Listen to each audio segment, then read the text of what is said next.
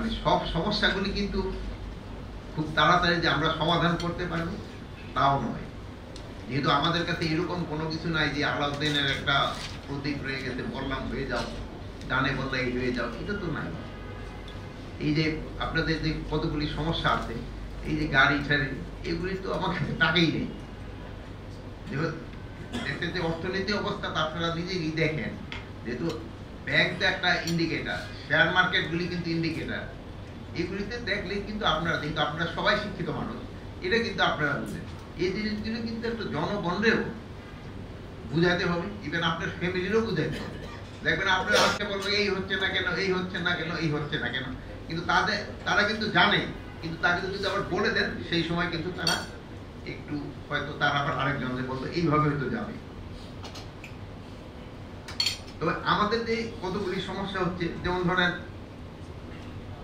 ওই যে bus truck আছে, আগে একজনে কন্ট্রোল করতো, এখন আরেক হাত বদল হয়ে গেছে, মানে সাধারণ পাবলিকের কিন্তু কোনো উপকারে আসে নাই। ইন্ডাস্ট্রিয়াল সেক্টরে যে অস্থিরতা, সেখানেও আমাদের আইনশৃঙ্খলা বাহিনী, আমাদের বাহিনীর যারা আছেন সবাইকে সলভ করতে হচ্ছে। যে কোনো সামাজিক ইস্যু, যে কোনো দুর্গাপূজা থেকে শুরু করে মাইনরিটি ইস্যু বা যে কোনো ইস্যু করি না কেন, আমাদের ভূমিকাটা অনেক বেশি।